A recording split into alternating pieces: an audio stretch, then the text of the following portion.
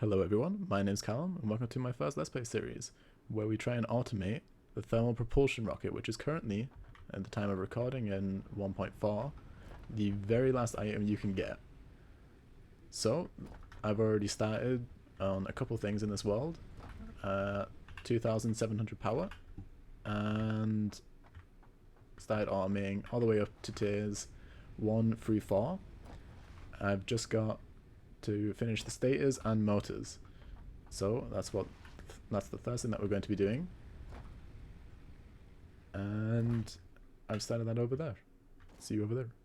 So this over here is going to be where the motor factory is. It's going to produce 10 motors per minute, and I've already got the layout set out and all the raw resources. So I'm going to finish this and I'll be back then. And with the power of editing, 3 hours of work is done. So there's also another couple things that I did while I was off cam, and that is started my crystal oscillators. I'm not going to make a full factory guide on this, or at least not yet. I just wanted to make a simple thing so I got them automated.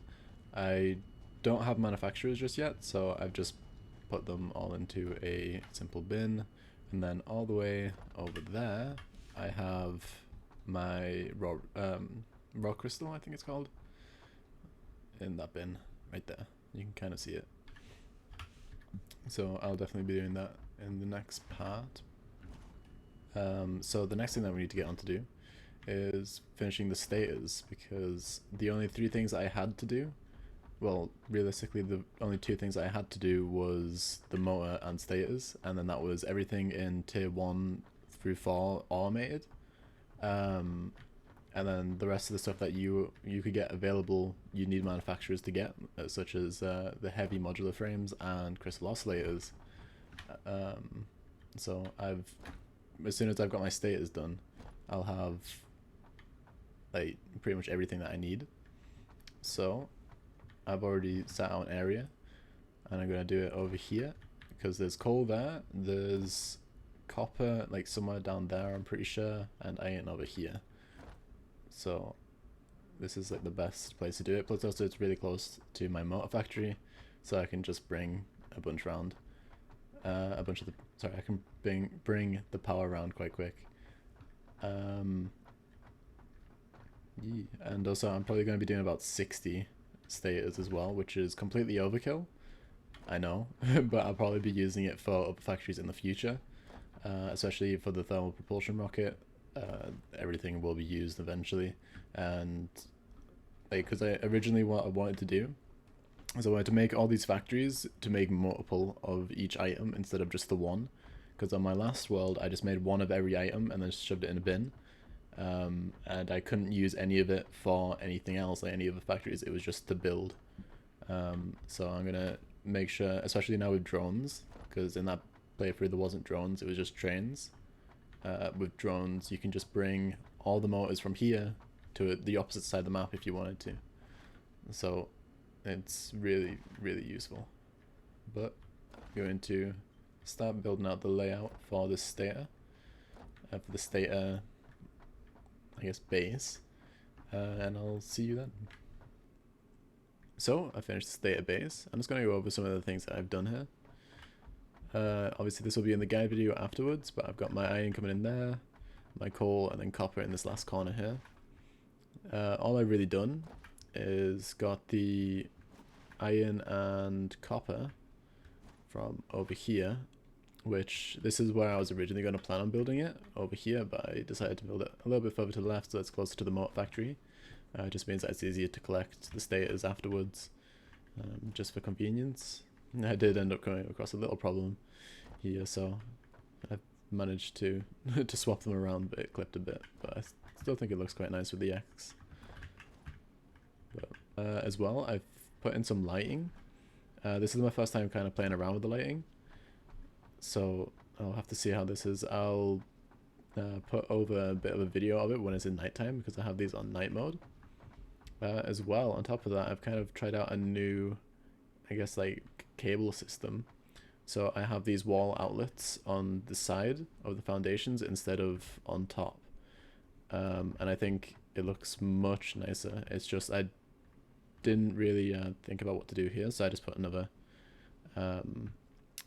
power pole, which I guess I could have just made it clip through the wall. Another little cool thing about this that I realized earlier as well is you can still place foundations underneath. So if I wanted to, I could actually just completely hide all of the power. And if I wanted to as well, you could kind of do it. I could have removed this area and then rebuilt it here so there was absolutely no power. No power cables, but I'm going to leave it like this for now. So now all there is to do is finish the actual Data Factory. So we'll skip on to that. Right, so now that the factory's complete, we can start thinking about doing other things. So we have currently automated everything that we can automate. The only two things that we haven't done are the heavy modular frames and the crystal oscillators. But both of them require manufacturers, and we currently don't have manufacturers. So what I'm planning on doing before that point is just getting it ready so we have a temporary factory, just so we have them automated, just with one manufacturer being automated at once. So I've already got all the crystal oscillator stuff done. I just need to bring these belts all the way over to there. So I'll speed the video up and I'll do that now.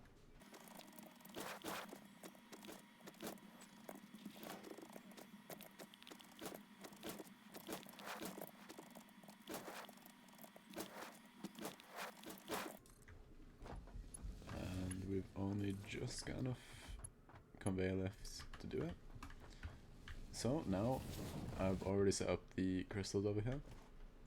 We have a perfect space right here, just to fit a manufacturer.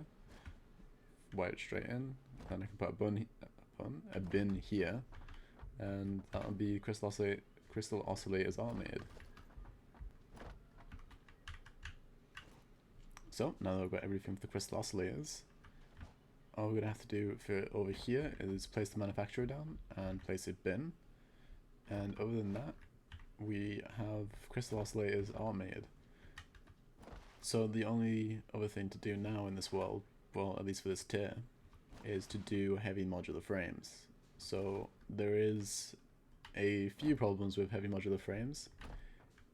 One of them is that I'd have to do a lot of belt work if I was to use the factories that I currently have to bring it over to one place to build a temporary factory. And the point that it is temporary means that the fact that it's temporary means that I'm gonna have to remove all of the belt work. So I have two options. I can rather make some of the parts over here, which will use more nodes, or I can just use a temporary, like a super temporary base, just using bins, and just put it straight into the manufacturer there. Just use some of the modular frames. As well, the other problem with heavy modular frames are that they use 10 modular frames per minute to make the two heavy modular frames. And I currently in this world only make 10 modular frames. This factory over here, which makes my modular frames, I only make 10. So I'd be using all of these to power the modular frame factory. So there's no way I'd be able to get some more modular frames without having to automate them as well on top of it. So it makes sense for me to just use bins and collect a bunch of the items that I'm going to need for these heavy modular frames. So I'm going to do that. Shouldn't take too long. I think the best place to do it is probably like around here, because it's in between all the things I'm going to need. Because I need the modular frames, the steel pipes, encased industrial beams all the way over there, and then screws just right over here. So it makes sense to kind of place it in between. So I'm going to build the foundation and place the bins, and I'll show you what I mean. So now that I've got all this stuff ready for the heavy modular frames, all I need to do is place a manufacturer here, place a bin in front, and it's going to give me hopefully enough heavy modular frames until I can get them fully automated. So there's one more thing that I'd like to do before I end this video, and that's to get a bunch of hard drives, or at least just the stuff in the desert area. I am going to bring up the interactive map now. So if I pull up the interactive map, you can see where all the hard drive locations are. A link will be in the description down below for this website. It's really useful. But I've already collected these these three here. So I still need to collect 1, 2, 3, 4, 5, and then 6. 6 of these are still, in my eyes, in the desert area, and these are the ones that I want to collect. I've already collected this one as well. So I need to get a bunch of motors, some rotors, and then go to all the... So here's the first pod. Obviously it's going to be in the gas, but something else that I'd recommend you do before you actually go towards the pod is figure out if you want to pick up anything here. So as you can see, there's heavy modular frames and AI limiters. I don't need AI limiters because I already have them automated, and the heavy modular frames I've just set up like a temporary thing, so I don't really need them either. So there's not much point going for anything else. It just means that there's no point taking unnecessary damage as there's gas. Simply just need to get the hard drive. Just like that. And then that's number 1. I see pod number 2. And that's hard drive number 2. Here's hard drive number 3. This is hard drive number 4.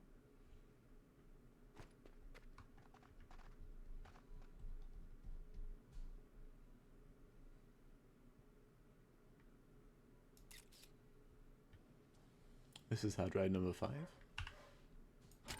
So if I remember correctly, there is actually monsters on this part. So I'm going to just use my bombs. Yeah, there's 2.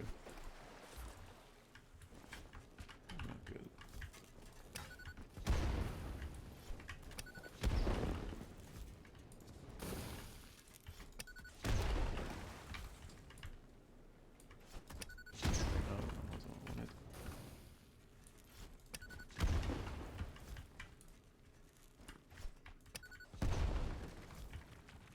Oh, they've decided to kind of leave me alone, and I missed that.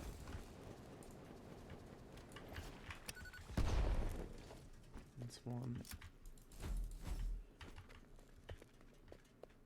Is he running? What the Ooh, that was a lot of damage.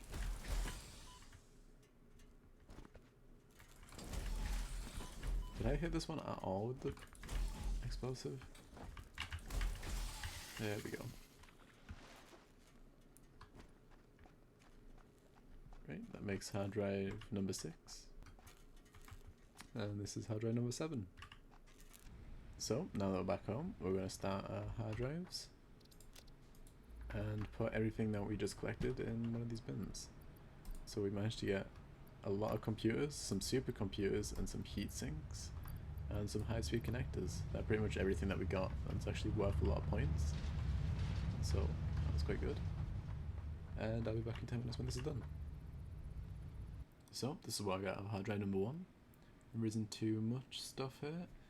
The first one, I think, makes the iron plates a little bit faster, but it also uses copper at the same time. So I don't think I'll really be going with this one, although not having to use screws would be quite nice, just because there's less constructors this way. But this last one is also pretty useless as well. Like, if you're really wanting to like produce a lot of beacons, then this would be decent, but you'd need a lot of beacons for this. So I'll be going with the middle one, seeing as it's very similar to the normal recipe, but instead of steel beams, it's just steel pipes. So this is hard drive number 2. We've got some decent ones here. We got one of the same ones as last time, which just swaps these screws for wire and also the iron poles for plates instead. This middle one, I couldn't see myself using it. I feel like coal is quite a, I guess, a rare node, so I try to use it as like little as possible. I guess it's going to be a bit easier when I have oil power instead, just because then it's all going to steel. And then we have the Purcharium, and I absolutely love this alternate, so I'll definitely be using this and getting it.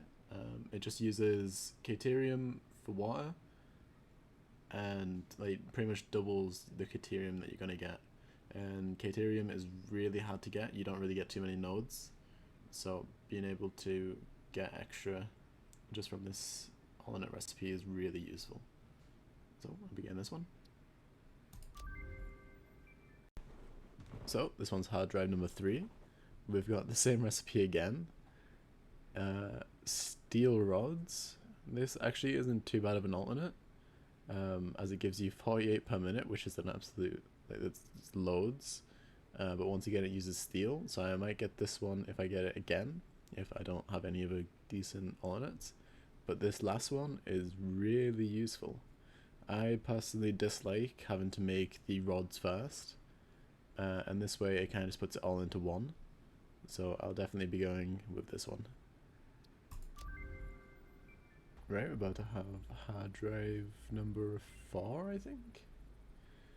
So we have cheap silica, steel rotors, and wet concrete. So steel rotors, I don't think I'm going to be going with this one. But it's like a fight between cheap silica and wet concrete, because both are really good alternates.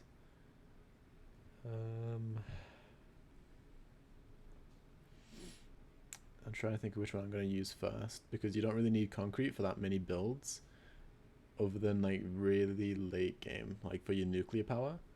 Whereas the cheap silica is also relatively late game, but I think it can be used for aluminum sheets, so I think that this will be used before I would need to use the wet concrete. So I'm going to go with cheap silica. So this is hard drive number 5. We have the bolted iron plates, the pure iron ingots, and the pure quartz crystal.